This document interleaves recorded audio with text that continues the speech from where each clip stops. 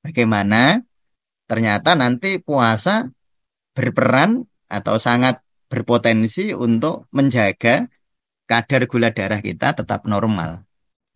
Nah, sel alfa akan menghasilkan glukagon, ya, namanya glukagon yang fungsinya menaikkan gula, sedangkan sel beta menghasilkan insulin. Nah, ini yang sangat populer ya, menghasilkan insulin yang fungsinya menurunkan gula. Benarnya, kalaupun dia terjadi gula darah yang tinggi atau rendah dalam situasi tertentu, tidak masalah. Yaitu adalah bagaimana pengaturan gula darah kita. Ya, semoga semakin semakin membawa kita kepada rasa syukur kepada Allah Subhanahu wa taala tanpa kita mikir, tanpa kita minta, ternyata di dalam tubuh kita terjadi proses yang luar biasa semacam itu.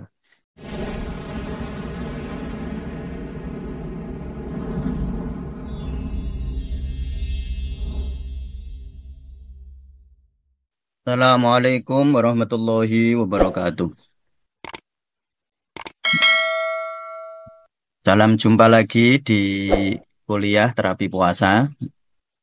Selama Ramadan kita akan belajar tentang logika terapi puasa ya. Sehingga kita bisa memahaminya dan berharap bahwa kita betul-betul menyadari bahwa puasa adalah salah satu ibadah yang sangat bermanfaat bagi kehidupan kita. Teman-teman sufi sekalian, eh, di episode ketiga kali ini saya akan membahas hubungan puasa dengan gula darah ya. Saya akan membahas puasa dengan gula darah. Sebelum kita lebih lanjut membahas hubungan puasa dengan gula darah, saya akan menjelaskan dulu tentang bagaimana gula darah itu diatur oleh tubuh kita ya. Agar nanti ketika kita membahas manfaat gula darah, manfaat puasa terhadap gula darah nanti teman-teman sufi lebih mudah memahaminya. Baik, kita mulai ya. Jadi di dalam tubuh kita itu ada dua hormon yang mengatur tentang gula darah. Namanya hormon glukagon ya. Ini berfungsi untuk menaikkan gula. Jadi fungsinya untuk menaikkan gula, hormon glukagon namanya. Lalu yang kedua hormon insulin yang berfungsi untuk menurunkan kadar gula darah. Jadi ada dua hormon. Memang yang populer jika dihubungkan dengan gula darah itu yang populer biasanya insulin saja ya. Padahal di dalam tubuh kita itu ada dua hormon yang saling melengkapi. Jadi dua hormon inilah hormon yang akan mengatur homeostasis ya, jadi homeostasis terhadap gula darah atau keseimbangan gula darah. Ya, jadi ada dua hormon ini yang mempengaruhi. Nah, dua hormon ini dihasilkan oleh organ yang sama, baik glukagon maupun insulin diproduksi oleh organ yang namanya pankreas ini. Oleh hormon yang namanya pankreas ini. Ya, bukan bukan hormon ya. Dihasilkan oleh organ yang namanya pankreas ya. Ini pankreas ya. Kalau diperbesar seperti ini pankreas itu ya. Nah, ini liver. Nah, jadi ini liver, ini pankreas. Nah, di sini di atas pankreas ini ada lambung. Nah, di sini ada lambung. Jadi pankreas itu letaknya di balik lambung. Jadi dia ada di sebagian besar pankreas ada di perut kiri atas. Nah, sehingga kalau teman-teman yang belajar ilmu pijat refleksi, kalau mau memijit area pankreas itu ada di telapak kanan kiri, ya. Telapak tangan kiri atau telapak kaki kiri. Karena pankreas itu letaknya di perut kiri atas. Nah, itu yang bagi teman-teman belajar ilmu pijat refleksi ya. Nah, jadi pankreas ada di perut kiri atas. Ini kalau diperbesar akan seperti ini, ya, bentuknya seperti ini. Nah, di dalam pankreas ada namanya kelenjar atau yang menemukan itu Langerhans namanya ya. Sehingga disebut kelenjar Langerhans. Kelenjar Langerhans ini adalah sel-sel endokrin namanya ya. Sel endokrin itu sel yang menghasilkan hormon. Ya, namanya ada kelenjar Langerhans. Ini karena yang menemukan Langerhans namanya ya.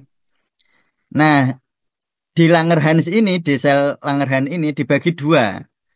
Ada sel alfa, ya, sel alfa, yang namanya alfa, dan sel beta, beta Langerhans dan alfa Langerhans namanya. Nah, di Langerhans ini, ya, di apa, di area sel-sel Langerhans ini ada sel alfa, ada sel beta. Nah, sel alfa akan menghasilkan glukagon, ya, namanya glukagon yang fungsinya menaikkan gula. Sedangkan sel beta menghasilkan insulin. Nah, ini yang sangat populer ya, menghasilkan insulin yang fungsinya menurunkan gula. Jadi nanti dua organ ini, glukagon dan insulin ini bekerja bertolak belakang, ya, berlawanan kerjanya, tapi saling melengkapi karena keduanya akan menjaga gula darah tetap normal. Ya, gula darah tetap normal itu misalnya gula darah puasa ya. Gula darah puasa itu 10 sampai 110 miligram, yang kalau dicek itu per 100 mililiter darah ya. Jadi gula darah itu harus berada di dalam rentang ini 70 sampai 110 ini. Ini gula darah puasa ya. Nah, ini gula darah puasa. Nah, kalau pas gulanya terlalu tinggi, misalnya gulanya terlalu tinggi, misalnya 170 misalnya, maka yang bekerja nanti insulin. Ya, yang bekerja nanti insulin. Tapi jika gulanya misalnya rendah sekali, 60 misalnya, maka nanti yang bekerja adalah glukagon. Nah, jadi mereka bekerja memang bertolak belakang, tetapi saling melengkapi. Kalau tidak ada glukagon, nanti gula rendah terus. Kalau nggak ada insulin, gula tinggi terus. Nah, sehingga dua dua hormon ini bekerja simultan ya, bekerja saling melengkapi antara glukagon dan insulin untuk menjaga rentang gula darah ini. Ini ukuran gula darah puasa ya. Nanti kalau gula darah 2 jam setelah makan atau postprandial maksimalnya 140 ya. Ya, nanti jadi kalau orang habis makan misalnya habis makan 200 misalnya, nanti akan diturunkan oleh insulin kalau insulinnya masih bekerja baik. Tidak terjadi resistensi insulin namanya. Nah, kalau terjadi resistensi insulin, maka insulin tidak bisa bekerja optimal. Jadi dia tidak bisa menurunkan gula. Nanti akhirnya orangnya diabetes ya. Gulanya naik terus. Nah, itu kalau gulanya terlalu rendah, dia glukagon yang berperan. Nah, kalau misalnya glukagonnya tidak berfungsi, orang akan terjadi hipoglikemi. Jadi hipoglikemi itu gula terlalu rendah namanya hipo ya. Nah, kalau hiper itu gula terlalu tinggi, namanya hiper ya. Jadi kalau orang hipoglikemi, glukagonnya harus aktif sehingga nanti dia normal naik gitu. Kalau dia hiper, insulinnya harus bekerja agar gulanya turun. Jadi di slide ini saya ingin menjelaskan kepada teman-teman semua bahwa di dalam tubuh kita ada pengaturan gula darah, ada dua hormon yang mengatur gula darah yang diproduksi oleh sel alfa Langerhans dan sel beta Langerhans ya. Sel alfa Langerhans dia memproduksi hormon glukagon yang berfungsi menaikkan gula. Sel beta Langerhans berfungsi untuk menurunkan gula karena dia nanti menghasilkan insulin yang memang tugasnya untuk menurunkan gula. Ya, saya kira teman-teman paham. Sehingga nanti kalau orang, misalnya ini teman-teman yang terapis-terapis pijat refleksi, kalau ingin menormalkan gula, area pankreas harus dipijat ya, dipijat yang rutin. Area pankreas itu di telapak tangan kiri dan telapak kaki kiri. Ya, itu nanti Di situ juga ada lambung, titik atau area lambung dilakukan pemijatan ya. Nah, baik. Nah, sekarang kita akan lebih rinci lagi ya, membahas tentang pengaturan gula darah. Bagaimana gula darah itu diatur ya. Ini teman-teman Sufi butuh konsentrasi ya untuk memahami gambar yang mungkin tampak sedikit rumit ini ya. Baik, teman-teman, ada dua organ yang sangat berperan di dalam pengaturan gula darah. Yang pertama adalah pankreas. Mengapa dia berperan penting? Karena dia menghasilkan hormon tadi ya. Menghasilkan insulin dan menghasilkan glukagon tadi ya. Ini mengapa demikian? Mengapa pankreas memegang peran penting di dalam pengaturan gula darah? Yang kedua adalah liver. Nah, liver adalah dia adalah tempat, tentu fungsi liver itu banyak sekali, detoksifikasi, proses detoksifikasi, menghasilkan cairan empedu, yaitu fungsi-fungsi liver. Nah, salah satu fungsi liver di dalamnya terjadi proses perubahan glukosa, ya, sebentar biar lebih jelas ya. Proses ya perubahan glukosa menjadi glikogen. Jadi proses perubahan glukosa jadi glikogen, perubahan glikogen jadi glukosa. Itu terjadi di liver. Nanti kita akan jelaskan ya, semoga teman-teman Sufi lebih mudah untuk memahaminya ya. Nah, lalu demikian apa yang terjadi? Misalnya ini contoh. Ketika gula darah terlalu rendah ini pada saat orang berpuasa misalnya ya. Misalnya kita ini kan sedang berpuasa nih. Kan gula di jam-jam mungkin ba'da duhur sampai menjelang maghrib gula itu mungkin mungkin saja rendah atau kalau tadi kan saya bilang misalnya 70 sampai 110 ya. Misalnya gulanya 69 atau 60 gitu. Lalu apa yang terjadi pada saat gula itu rendah?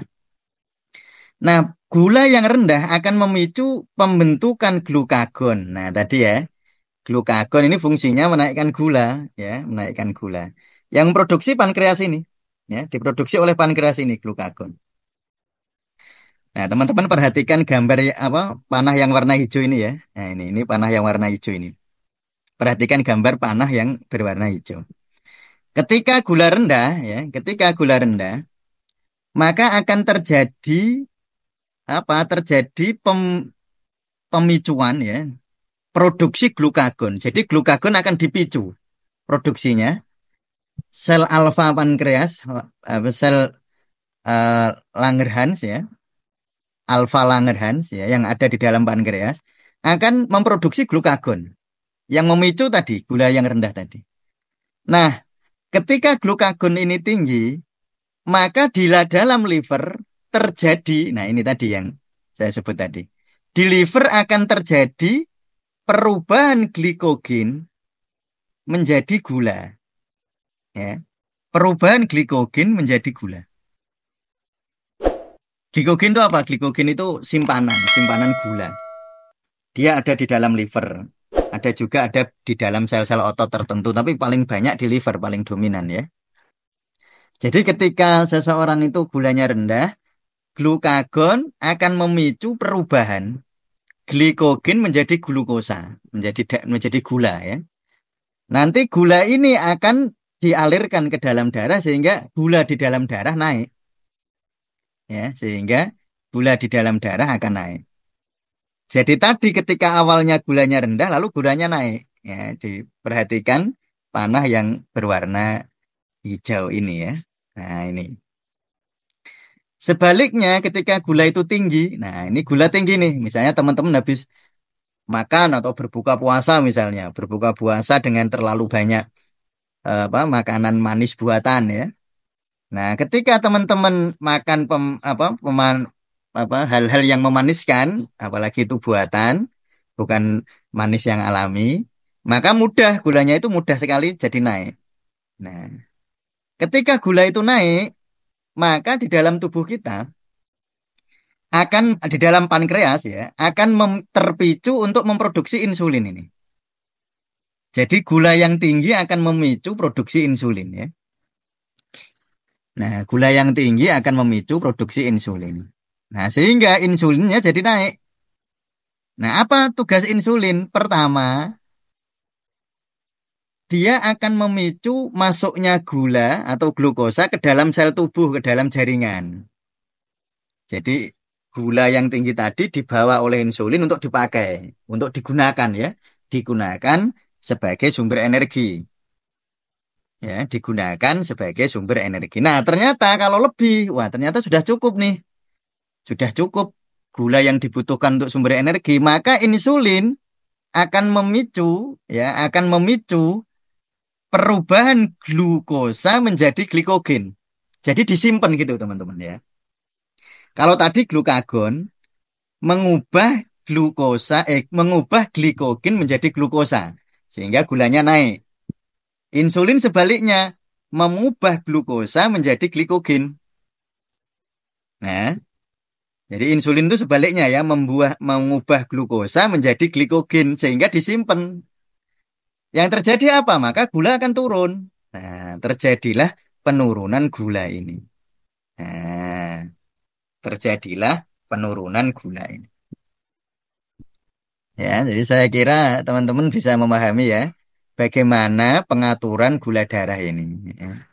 Bagaimana pengaturan gula darah ini. Ya. Bagaimana gula darah itu diatur oleh tubuh kita. Begitu luar biasanya tubuh kita, begitu cerdas sekali sebenarnya. Jadi sebenarnya kalau seseorang itu pankreasnya sehat, lalu insulinnya sehat, glukagonnya sehat, benarnya kalaupun dia terjadi gula darah yang tinggi atau rendah dalam situasi tertentu, tidak masalah. Nah, cuma nanti problemnya ketika, contohnya, ketika seseorang asupan gulanya tinggi terus, nanti insulinnya capek. Nah, makanya nanti disebut sebagai resistensi insulin yang kemarin sudah saya singgung ya. Namanya resistensi insulin. Nanti insulinnya ini nggak mau bekerja, akhirnya gula tinggi tetap tinggi. Harusnya kan ini ya. Harusnya teman-teman bisa lihat di sini ini yang warna merah ini, panah merah ini. Ya, panah merah ini harusnya ketika gula itu tinggi, nanti oleh insulin akan memicu penurunan gula. Ketika gula darah rendah yang warna hijau ini, maka glukagon akan membuat gula darah jadi naik. Itu namanya homeostasis ya, keseimbangan. Bagaimana tubuh kita menjaga keseimbangan itu. Memang tubuh kita itu kalau di dunia kedokteran itu harus berada di dalam homeostasis. Homeostasis itu adalah keseimbangan yang terjadi di dalam tubuh. Lalu mengapa keseimbangan itu terganggu, homeostasis itu kok terganggu? Ya itu tadi biasanya karena kalau ini ya soal gula darah, biasanya karena asupan gula yang terlalu tinggi dalam waktu yang lama. Lama-lama insulinnya capek, maka terjadilah namanya resistensi insulin ini. Sehingga gula darah menjadi tinggi terus, dia nggak bisa turun. Atau yang kedua karena stres. Ya. Yang kedua karena stres, karena nanti kita akan memahami betapa stres itu mempengaruhi insulin. Jadi yang mempengaruhi insulin bukan hanya makanan ya. Yang mempengaruhi insulin juga stres itu, dia bisa mempengaruhi insulin. Nah, disitulah sebenarnya peran teman-teman sekalian, peran agama di dalam soal kesehatan itu di situ. Makanya ada religio ya. Kita membuat konsep namanya religio psikoneuroimunologi. Jadi religio itu adalah agama secara totalitas, baik syariat, hakikat, makrifatnya. Lalu akan mempengaruhi psikis. Psikis akan mempengaruhi neuro. Neuro akan mempengaruhi endokrin. Maka sebenarnya nanti teman-teman harus memahami bahwa ketika seseorang itu stres, ya, ketika orang itu stres, stres ini akan mempengaruhi neuronya. Neuro itu saraf ya. Saraf itu dalam hal ini otak. Ya. Atau nanti juga mempengaruhi saraf otonom. Nanti penjelasannya lebih rinci. Nanti ini mempengaruhi endokrin. Endokrin itu sistem hormonal di dalam tubuh. Ya. Jadi psikoneuroendokrinologi. Jadi psikis ya atau keadaan kejiwaan, stres misalnya akan mempengaruhi saraf, saraf akan mempengaruhi endokrin. Nah, termasuk endokrin di sini tuh insulin dan glukagon ini. Jadi bagaimana nanti peran ibadah, ibadah-ibadah yang kita lakukan eh, selama ya kita hidup ini, apa perannya di bidang kesehatan.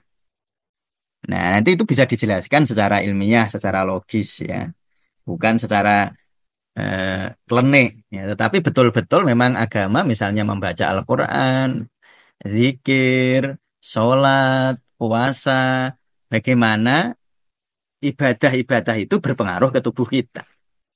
Karena memang agama itu totalitas, pengaruhnya bukan hanya di psikis.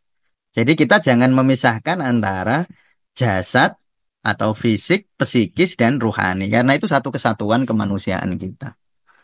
Jadi ibadah bukan hanya berguna secara rohani, tetapi juga punya potensi, ya sekali lagi saya ulangi, punya potensi untuk menjaga tubuh kita. Nah ini contohnya nanti kita akan memberi contoh di gula darah ini. Bagaimana ternyata nanti puasa berperan atau sangat berpotensi untuk menjaga kadar gula darah kita tetap normal.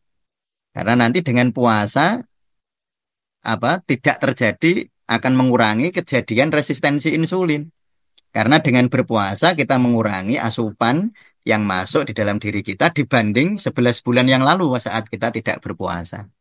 Sehingga insulinnya nggak capek, nanti tidak terjadi resistensi insulin. Nanti kita akan bahas teman-teman di kuliah yang keempat besok bagaimana alurnya. Jadi saya harap teman-teman memahami ini dulu ya, memahami bagaimana fisiologi homeostasis atau keseimbangan gula darah dijaga oleh tubuh kita. Betapa luar biasanya Allah dalam mengatur gula darah di dalam tubuh kita, yakni melalui sel alfa Langerhans yang ada di pankreas, sel beta Langerhans yang ada di pankreas, yang di mana sel alfa akan menghasilkan glukagon yang fungsinya menaikkan gula saat gula turun, lalu dinaikkan. Lalu sel beta Langerhans yang ada di pankreas akan memproduksi insulin, di mana nanti fungsinya akan menurunkan gula saat gula itu tinggi. Nah, teman-teman tadi tahu mekanismenya, yaitu mekanismenya ada di dalam liver terutama.